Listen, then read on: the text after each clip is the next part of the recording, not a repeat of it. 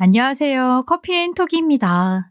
오늘도 와주셔서 감사드리고요. 바로 사연 읽어보겠습니다. 안녕하세요. 저는 어렸을 때부터 엄마랑 단 둘이 살았어요. 네, 맞아요. 저희 엄마는 미혼모로 저를 낳았어요. 그래서 아빠의 얼굴은 알지 못합니다. 그 누구도 제 친아빠에 관해 저에게 이야기해 준 적이 거의 없어서 어떤 사람인지도 모르고요. 엄마는 제가 자신을 닮아 참 다행이라는 말을 가끔 하곤 했어요. 제가 아빠를 많이 닮았더라면 어쩌면 저를 미워했을지도 모르겠다면서 말이에요. 그래서 더더욱 저는 아빠가 어떤 사람인지에 대해 궁금해도 물어볼 수가 없었어요. 아주 어렸지만 저는 알 수 있었거든요. 저와 자신을 버리고 간 친아빠를 엄마는 많이 원망하고 미워하고 있다는 걸요. 그래서 그 후로는 친아빠에 대한 말을 단 한 번도 꺼내지 않았어요. 그때 제 나이가 고작 7살쯤 되었죠. 그러다 초등학생 때 엄마가 어떤 아저씨랑 한 2년 정도 같이 살게 된 적이 있었어요. 처음 그 아저씨를 보게 된 날 낯설고 왠지 무섭다고 느꼈는데 아니나 다를까 저에게 그 2년이라는 시간은 지옥과도 같았습니다. 아저씨는 경제적으로 부유한 편에 속하는 분이었어요. 멀끔한 차림새에 늘 손가방을 쥐고 다니셨죠. 엄마는 그런 모습의 아저씨가 참 좋다고 했었어요. 하지만 저는 숫기였고 낯가림이 심한 편이었던 터라 쉽게 다가가기가 어려웠죠. 아저씨는 제가 불편해하는 것을 다 이해한다면서 일관적인 모습을 유지하며 늘 살갑게 저를 대해주셨어요. 앞으로 함께 보낼 시간은 많으니 천천히 친해지면 된다면서 자기도 조급하게 다가오지 않겠다고 저를 배려해 주었죠. 하지만 제가 마음의 문을 열기도 채 전에 아저씨는 아예 우리 집에 들어와 살기 시작했어요. 처음 한 달 정도는 낯선 사람이긴 하지만 그래도 제게 아빠라는 존재가 생긴 것만 같아 한편으로는 좋았어요. 그래서 아저씨를 받아들이기 위해 노력했고 그 속에서 눈치도 참 많이 보았던 것 같아요. 하지만 시간이 갈수록 저의 신락 같은 희망은 사라져만 갔어요. 엄마와 아저씨의 다툼은 끊이질 않았고 결국 나중에는 아저씨는 가리지 않고 마구 퍼부어댔어요. 언제부턴가 엄마는 상처투성이었죠. 주변 이웃들의 민원으로 경찰도 여러 번 왔지만 그때마다 부부싸움 때문에 소리가 좀 크게 새어간 것 같다며 주의하겠다는 아저씨의 말이면 다 돌아갔어요. 그렇게 지내다 어느 순간부터 아저씨가 집에 안 들어오는 날이 점점 늘기 시작했고 그렇게 엄마와 아저씨는 헤어지게 되었어요. 아저씨는 바람까지 폈던 거죠. 그 후로 엄마는 굶어 죽는 한이 있어도 남자랑은 절대 같이 안 산다고 다짐했어요. 저희 모녀는 둘이 의지하며 살았고 세월이 지나 저는 저대로 엄마는 엄마대로 각자 열심히 살았어요. 하지만 저는 어렸을 적 아저씨와 함께 지내며 겪었던 경험들로 인해 큰 상처를 받은 것이 사라지지 않고 내면에 남아 트라우마가 생겼어요. 그래서 사람들을 만나는 것에 어려움이 컸고 사회생활에도 안 좋은 영향을 끼쳤어요. 저는 제 스스로도 정신적으로 문제가 있다는 것이라고 생각했어요. 그 이유는 누군가에게 혼이 나거나 지적을 받으면 그때부터는 더 긴장해 마음처럼 되지 않았거든요. 몸과 마음이 따로 움직인다는 표현이 딱 맞을 정도로요. 마음처럼 몸이 따라주지 않으니 더 실수를 많이 하게 되었어요. 그리고 전혀 고쳐질 기미도 보이지 않았고요. 결혼 전 회사 생활을 했는데 동기들과도 친하게 지내는 것이 어려웠죠. 왜냐하면 동기들이 제가 자기들을 불편하게 여긴다고 오해를 했거든요. 그뿐 아니라 상사가 저의 실수를 지적했을 때도 저는 가끔 급속도로 긴장하는 탓에 말까지 버벅댈 때도 많았어요. 그러다 보니 경력은 쌓여도 회사 직원들과의 관계는 늘 멀찍한 편이었어요. 회사를 그만둬야 하나 하는 고민을 정말 많이 했어요. 제 직속 팀장님께서도 저에게 부적응자라고 표현할 만큼 어울리는 게 힘들었으니까요. 그런데 그때 제게 힘이 되어준 단 한 사람, 바로 제 남편입니다. 영업부에 근무하던 제 남편은 저와 같은 해에 회사에 입사했지만 저보다 훨씬 진급이 빨라 제게는 상사였어요. 어찌나 저를 잘 챙겨주던지 남편의 호의에 저는 짝사랑이라는 것을 처음 경험해 보았죠. 참 다행인 것은 남편도 제게 마음이 있었다는 거였어요. 제가 부품실 정리를 가면 남편도 시간이 좀 남아 도와주겠다며 따라오곤 했어요. 남편이 외근을 나가면 꼭 제게 문자를 보내곤 했어요. 제가 마음에 걸린다면서 말이에요.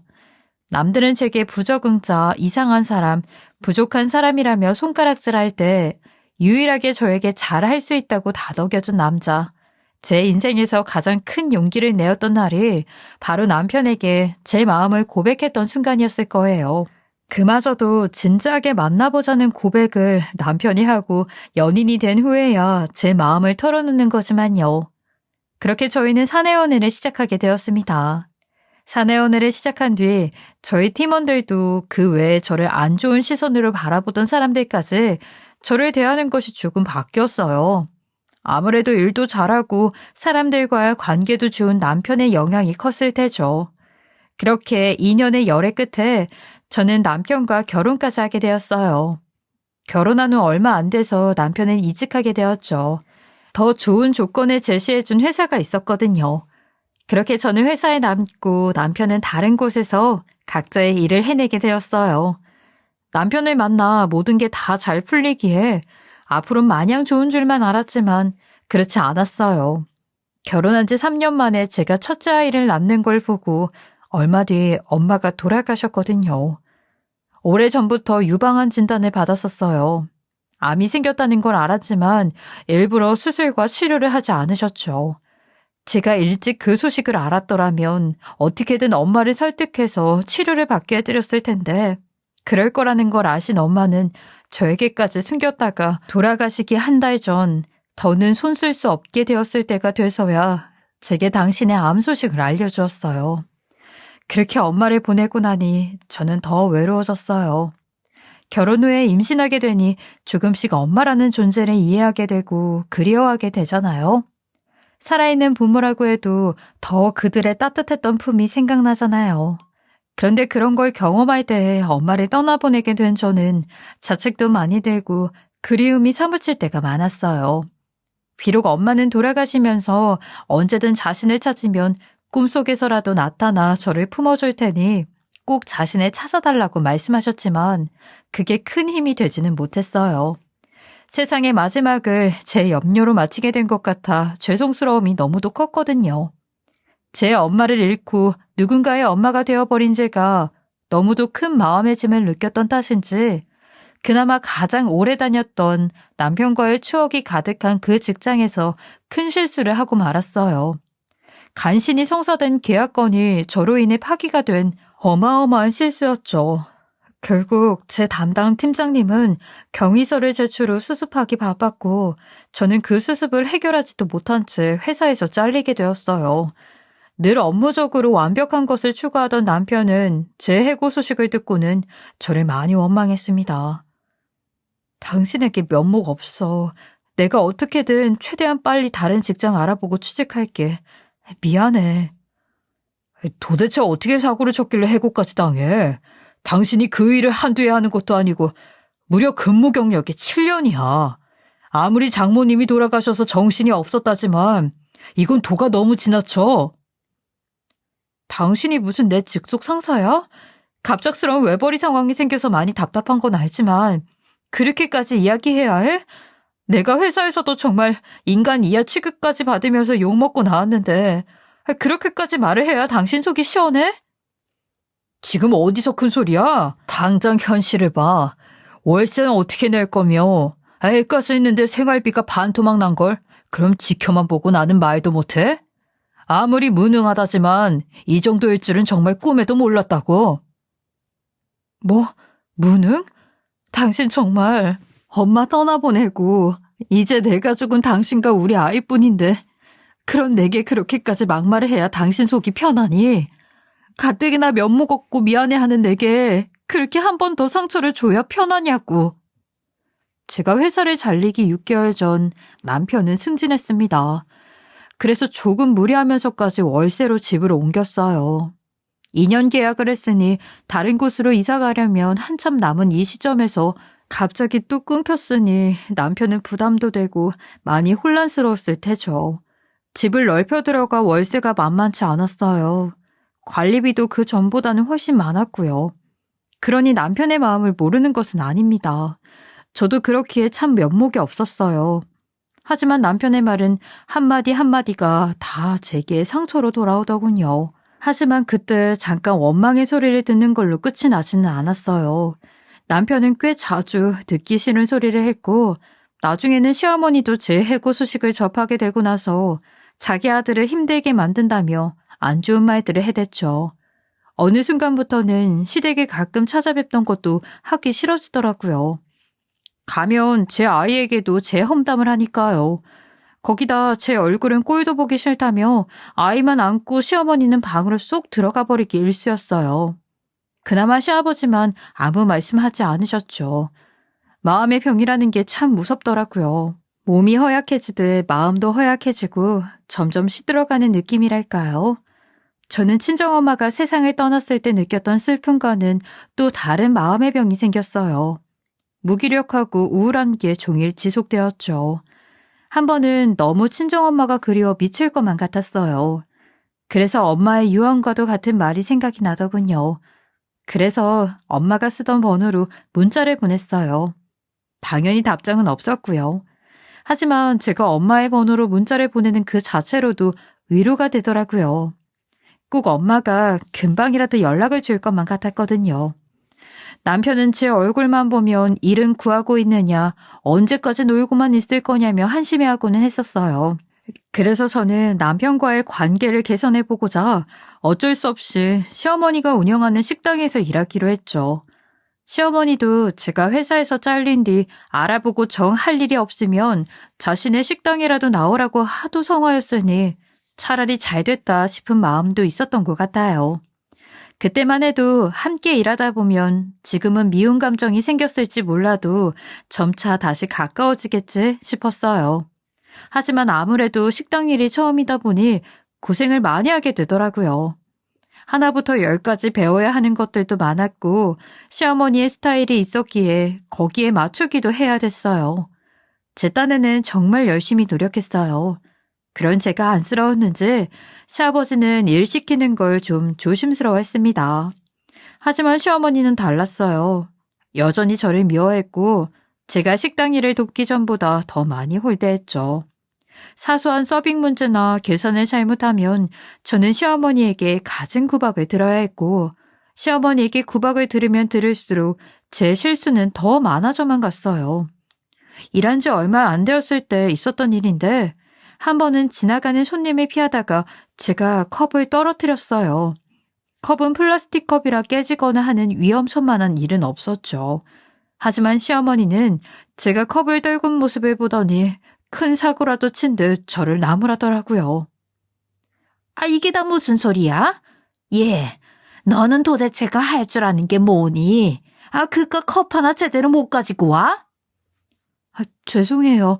손님과 부딪히지 않으려고 비켜드리다가 그만 놓치고 말았어요. 제가 깨끗이 닦아둘게요. 핑계는. 너는 회사에서 근무할 때도 그렇게 사고에 대한 핑계 대기 바빴니? 아, 그러니 회사에서 잘리지. 시애미인 나도 너 같은 걸 써먹는 게 이렇게 열불 터지는데 아, 회사는 오죽했겠어? 능력이 없으면 이런 일이라도 좀 잘해야 될 거 아니야. 죄송해요. 더 신경 쓸게요, 어머님. 너랑 같이 있는 후로 아주 혈압이 올라 못 살겠어. 이따위 실력으로 어떻게 살림을 하는지 몰라. 가족일이라고 대충대충 할 생각 말고 아마 일단 서운이라고 생각하고 제대로 해. 그날을 기점으로 저의 실수는 날로 늘어갔고 시어머니는 그런 제가 탐탁지 않아 늘 호시탐탐 혼낼 구실을 만들었어요. 저는 그럴 때마다 대답도 없는 문자를 엄마에게 보내곤 하며 참았습니다. 그렇게라도 버티면서 일을 해야 남편과의 관계가 안 좋아지는 것만은 막을 수 있을 거라 생각했어요. 그리고 제가 혼날 때마다 말없이 제 어깨를 두어 번 두드리며 힘내라는 눈빛으로 바라봐주던 시아버지 덕에 참을 수 있었어요. 그러다 사건이 발생하고 말았어요. 사건이 발생한 날, 그날따라 유난히 몸이 더 안 좋더라고요. 머리는 지끈지끈 아프고 온몸에 힘이 쭉 빠져 까딱하기도 힘들 정도였어요. 컨디션이 너무 안 좋아 어쩔 수 없이 식당에 못 나갈 것 같다고 시어머니께 연락을 드렸어요. 그런데 시어머니가 난리가 난 겁니다. 어머님, 오늘 제가 몸이 많이 안 좋아서 식당에 나가기 힘들 것 같아요. 죄송해요. 아이, 뭐야? 다 죽어가는 목소리로 연기하면 내가 순순히 그러렴 하고 허락이라도 할 줄 알아? 어디서 못 배워먹은 게 연기까지 하면서 일을 빠지려고 들어? 연기가 아니라 정말 몸이 안 좋아서 그래요. 오늘만 좀 이해해 주세요. 이해는 무슨 이해야? 오늘 단체 손님 오는 거 잊었니? 지금 단체 손님 와서 힘들 것 같으니까 쇼하는 거잖아. 누가 모를 줄 알아? 당장 나와 어서. 어머님, 제가 몸살이 와서. 몸살 같은 소리 안 해. 네가 하는 게 뭐가 있다고 몸살이 와? 속일 걸 속여라. 진짜 이혼당해봐야 네가 정신을 차릴래? 버르장머리 없는 것. 이혼당하고 네 자식 얼굴도 못 보고 싶은 거 아니면 당장 나와.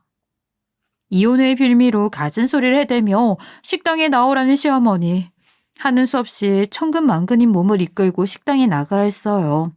시아버지는 저를 보고 얼굴이 하얗게 떴다며 몸이 아프면 쉬지 그랬느냐고 말씀했지만 그 말에 시어머니는 아픈 연기하려고 분을 바르고 온 게 뻔하다며 저보고 발칙하다고 하더라고요. 저는 아픈 몸으로 시부모님을 도와 식당 일을 하는데 머리가 핑핑 돈다는 느낌을 여러 번 받았어요. 하지만 그 누구도 저에게 쉬라는 말은 하지 않았고 단체 손님들은 곧 물밀듯 밀려왔어요. 식은땀까지 뻘뻘 흘리며 이러다 결국 그릇까지 깨며 혼절해버리고 말았어요. 그런데 혼절하는 그 순간에도 똑똑히 들렸던 시어머니의 목소리는 깬 후에도 선명히 기억이 났어요. 아가 정신 차려라. 119 불러요 얼른. 아이고, 딸년이 이따위로 낳아놓고 미역국을 먹은 네 애미가 불쌍하다. 그래놓고 무책임하게 먼저 세상을 떠나? 살아있었으면 내가 개겁그 물고 반품이라도 하지. 이건 뭐 짐덩이가 따로 없네. 쓸모없는 것. 얼른 119 부르라니까 뭐하고 섰어? 알겠어요. 안 죽으니까 유난 좀 떨지 마요. 당신은? 정신을 차리고 눈을 떠보니 병원인지 집인지 구분되지 않았어요. 하지만 코를 찌르는 특유 병원 냄새 덕에 지금 제가 병원에 있다는 것을 알 수 있었죠.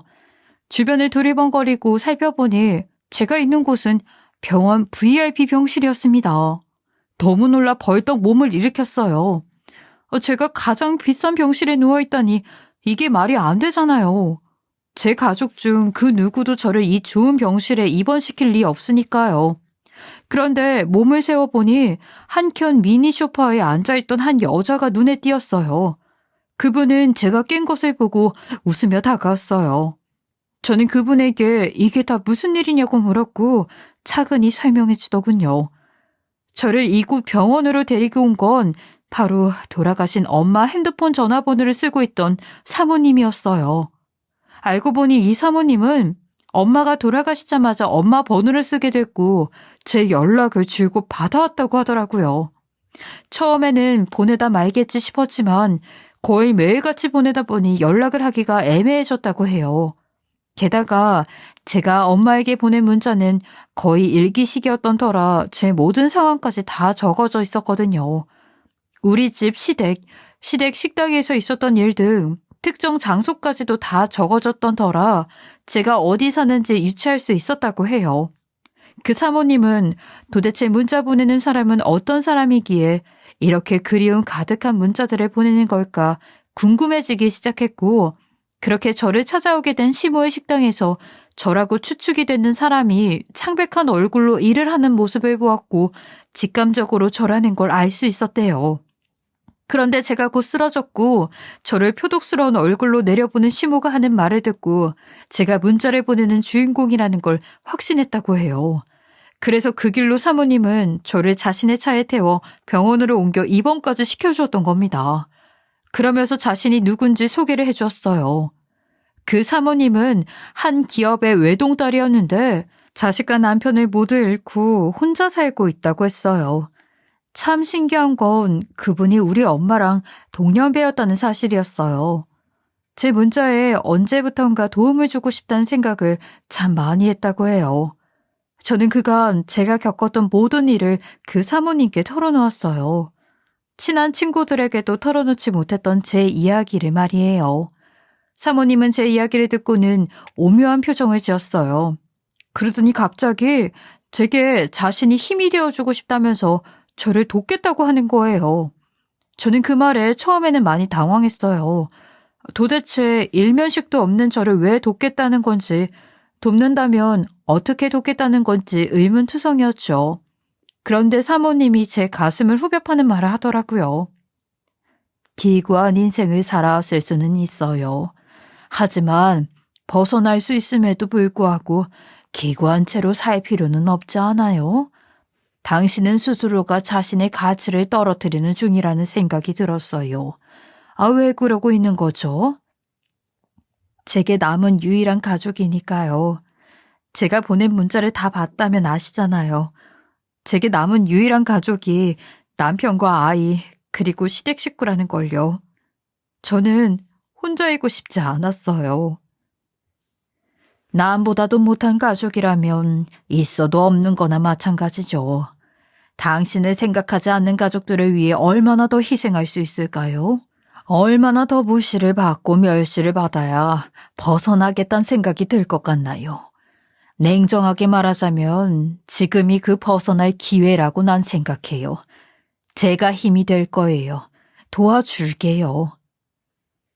어떻게 도와줄 수 있다는 거죠? 제 아이는 그럼 어떡해요? 저요, 제 아이만큼은 절대로 빼앗길 수 없어요. 유일한 제 희망이고 행복인걸요.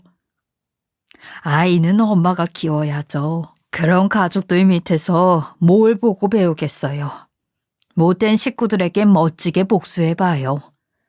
그렇게 저를 그동안 무시하고 홀대한 시어머니와 남편에게 복수를 이야기했어도 그때까지는 마음이 확고하지 않고 갈팡질팡했어요. 그러던 차에 제가 입원한 5일 동안 시아버지가 아이를 데리고 병문안으로 오셨죠. 물론 시어머니나 남편 둘 다 와보지도 않았어요. 시아버지는 아이가 저를 너무 찾기도 하고 걱정이 돼서 안아볼 수 없었다며 사모님의 도움을 받아 좋은 병실에 입원했으니 아무 걱정 말고 푹 쉰다 생각하며 있다가 오라는 말씀을 하고 가셨어요. 시아버지가 돌아간 뒤 그날 저녁 시어머니에게서 연락이 왔죠. 도대체 어떤 사람이길래 저를 VIP 병실에서 지내도록 해줄 수 있느냐면서 그런 사람이 주변에 있었다면 취직이나 좀 시켜달라고 하지 그랬냐고 하더군요. 남편은 제게 자기 몸 하나 관리 못하고 그 꼴이라니 한심하다면서 VIP 병실이 저 같은 게 쉴 수 있는 곳이냐면서 자신은 입원비를 절대 내줄 수 없으니 알아서 처리하고 오라고 하더군요. 그 뒤로도 한 번씩 더 전화가 왔어요. 시어머니는 도대체 별것도 아니면서 왜 아직도 입원해 있는 거냐면서 꾀병 그만 부리고 이 부분에서는 왈가불가하지 않을 테니 쇼 그만하고 와서 일을 도우라고 하더군요. 남편도 시어머니와 크게 다르지 않았어요. 회사에 출근해서 자기 일하랴, 시어머니 식당에 제가 메우던 자리를 대신 채워주랴 힘들다면서 몸 적당히 회복했으면 눈치껏 퇴원하고 와서 일하라고 하더라고요. 제 아이에게도 한 번 연락이 왔어요. 뚝 부러지던 아이라 시아버지에게 몰래 부탁해 전화를 걸었더라고요. 아이는 아직도 많이 아프냐면서 보고 싶다고 울먹였죠. 그런 아이의 목소리를 듣는데 너무 미안해 저도 눈시울이 붉어졌습니다. 그런데 전화를 끊기 바로 직전 아이가 충격적인 말을 하더군요.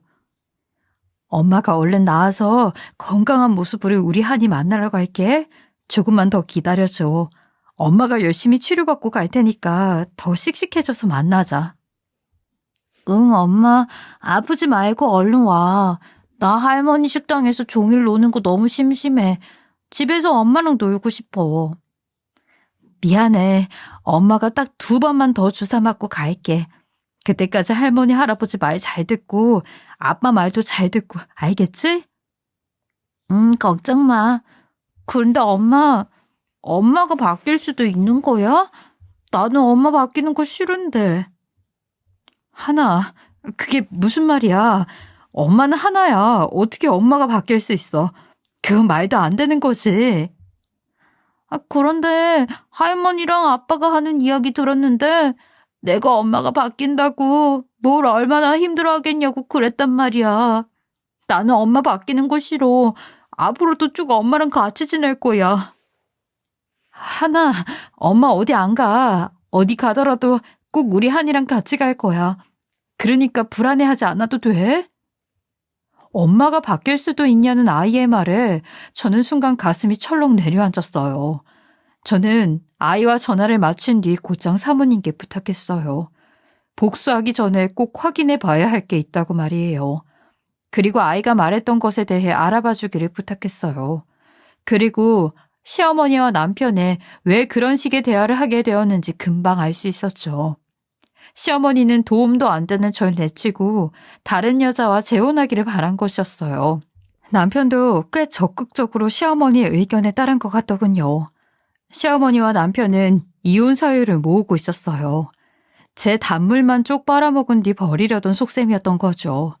그 모든 사실을 알게 된 저는 더는 바보처럼 그 쓰레기만도 못한 사람들에게 끌려다니며 당할 수는 없다고 생각했어요. 홀대하는 것도 모자라 저를 이용한 뒤 버리려는 그 시커먼 속내를 알게 되었으니 그들보다 먼저 제가 복수를 하는 것이 가장 현명한 방법이라고 판단되어 사모님께 도움을 청했어요. 드디어 기구한 인생의 끈앞풀을 잘라야겠다고요. 사모님의 위치는 실로 대단했습니다. 저는 하루 만에 면접도 보지 않은 회사에 입사한 것도 모자라 팀장이라는 자리까지 올라 있었어요. 그냥 가족을 속이기 위한 자리는 아니었냐고요? 저도 처음에는 그런 줄 알았어요.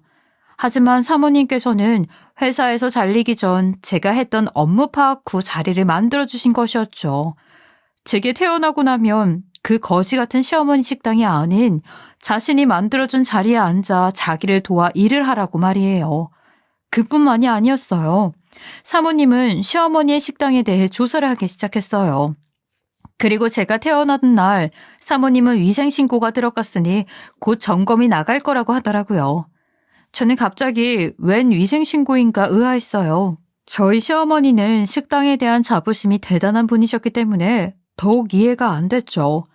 그리고 사흘 후 정말 사모님의 말처럼 시어머니 식당에 위생신고가 들어와 점검을 하러 왔다는 거예요. 그런데 시어머니는 그 사람들을 보고 사시나무 떨듯 파르르 떨기 시작했어요. 그리고 고래고래 고함을 질러댔어요. 도대체 누가 신고한 것이냐며 말도 안 된다고 말이죠. 그런 시어머니의 행동에도 굴하지 않고 위생 확인은 시작되었고 곧 주방에서 유통기한이 한참 지난 냉동식품들과 다 물러터진 식재료들을 얼려놓은 것들을 가지고 나오더라고요. 저는 그것들을 제 눈으로 보고도 믿어지지가 않았어요. 평소 제가 주방으로 들어가는 것을 너무도 싫어했던 터라 서빙이나 식당 청소, 카운터 정도만 일했었기에 주방에서 그런 것들로 음식을 만들 줄은 꿈에도 몰랐거든요. 위생점검이 끝난 뒤 사람들이 돌아가고 나서 시어머니는 도대체 누가 신고했는지 걸리면 가만두지 않겠다며 씩씩댔어요. 그 와중에 더는 눈치 볼 필요 없으니 당당하게 이야기했습니다. 어차피 위생 걸려서 아무리 가벼운 솜방망이 처벌이라도 최소 영업정지일 테니 차라리 잘 됐어요. 이참에 푹 쉬세요. 다시는 그런 지저분한 재료로 만들지 마시고요. 가족이 만든다 생각하고 만든다고 하더니 아버님과 남편이 이런 음식들을 먹으며 지냈던 건가 보죠? 뭐야? 너 지금 말 다 했어? 가뜩이나 속 뒤집어 죽겠는데 불난 집에 부채질하냐? 아, 신고한 게 너구나. 그렇지? 맞잖아. 바른 대로 말해. 어머님, 제가 주방에 들어가는 거 본 적 있으세요? 생사람 잡지 마시고 반성이나 하세요. 그리고 저 취직했으니까 앞으로 어머님 밑에서 식당 일 보조하면서 보낼 시간은 없을 것 같네요. 지금 그게 다 무슨 소리야? 병원에 입원했던 게 갑자기 무슨 수로 취직을 해? 일하기 싫으니까 별의별 꾀를 다 부리는구나. 이제 어른까지 속이려고 들어? 곧 명함 나올 테니까 그때 증명해 보일게요. 그런 줄 아세요. 그리고 한이 새엄마를 찾는다는 소문이 있더라고요. 누구 마음대로 내 배 아파 낳은 내 새끼 엄마를 당신들이 바꿔. 이혼하고 싶다는 뜻이죠? 그렇게 알고 소송 진행할 테니까 그런 줄 알아요. 너 그걸 어떻게 알았어?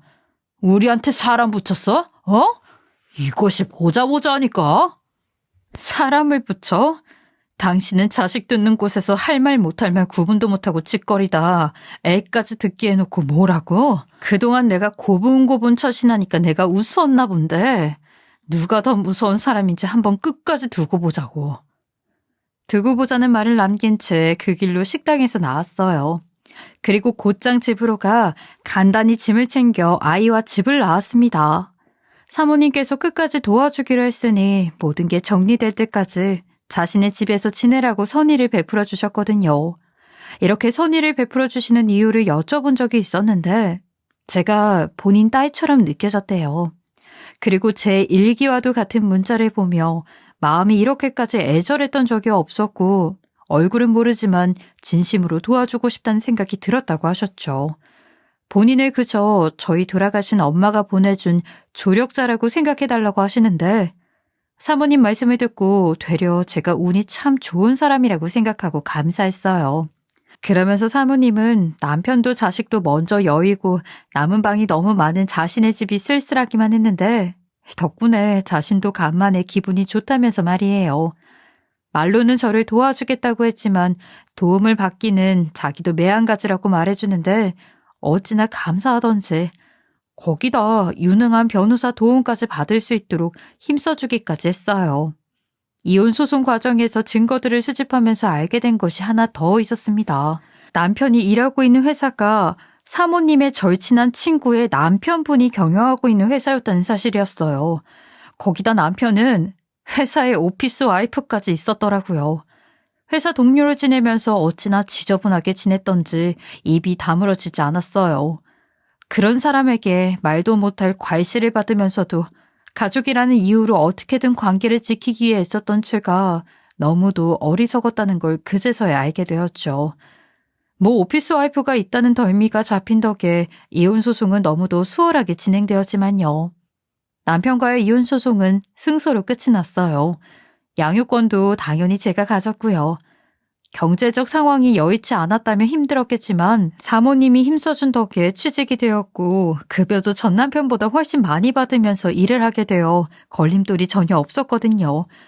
그에 반해 전 남편은 누가 퍼뜨렸는지 오피스 와이프에 대해 조강지처를 두고 뒤에서는 지저분한 짓을 했다며 두 얼굴의 사나이라는 소문이 일파만파로 퍼져 회사의 질을 흐린다는 명목으로 승진해서 낙방했고 곧 회사에서 잘리게 되었어요. 승진에만 영향이 있었던 거라고 생각해 안심하고 있다가 갑작스러운 해고 통보로 전 남편은 준비 대책도 없이 실직자가 되어버렸어요. 이전 시어머니의 식당도 위생이 좋지 않다는 소문이 단골들 사이에서 퍼지게 되어 매출이 반토막 났어요.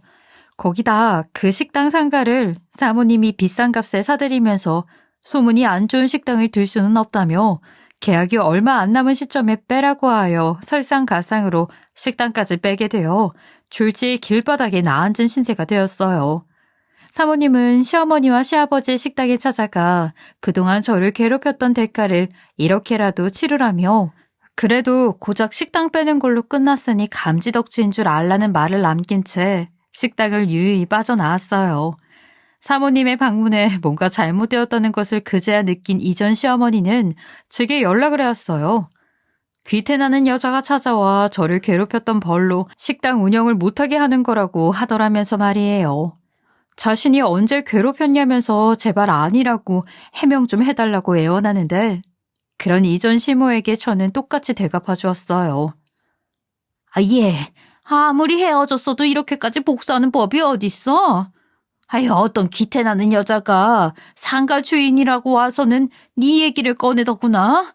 내가 언제 너를 그렇게까지 괴롭혔다는 거니? 제발 아니라고 오해라고 말 좀 해다오. 우리 식구 다 길바닥에 나앉게 생겼어. 제발 부탁이야. 아니 남남된 마당에 길바닥에 나앉던 말던 그게 저랑 무슨 상관인가요? 제가 아파도 병문안 한 번 안 오신 분이. 그리고 제가 꼭 하고 싶은 말이 있는데 전 남편이 회사에 오피스 와이프를 뒀던 거 아시나요? 참, 아들놈을 그따위로 낳아놓고 미역국을 먹은 어머님이 불쌍하네요. 뭐 그 엄마의 그 아들이지만요. 어머님과 전 남편 때문에 아버님만 고생하시게 생겼으니 그렇게 무책임하게 행동을 하시니 벌 받는 거예요. 그래도 다행이에요.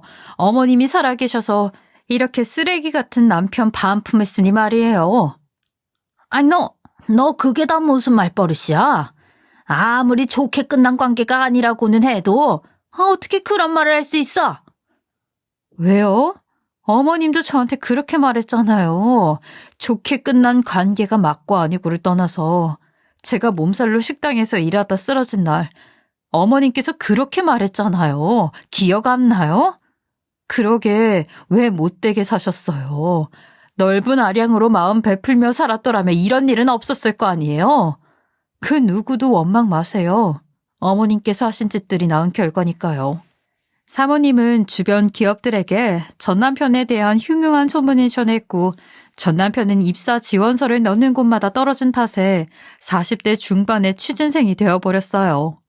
시어머니는 연세가 적은 게 아니니 일하겠다 해도 식당 설거지 정도밖에는 구할 수 없었고 전 남편도 일자리가 구해지지 않아 막노동을 하며 생계를 유지하게 되었죠.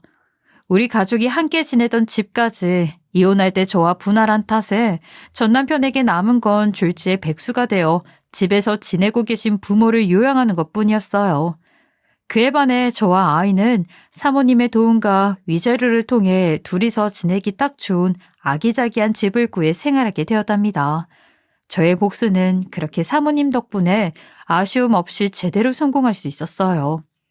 지금은 사모님과 자주 만나 담소도 나누고 식사도 하면서 단란한 가족처럼 지내고 있어요.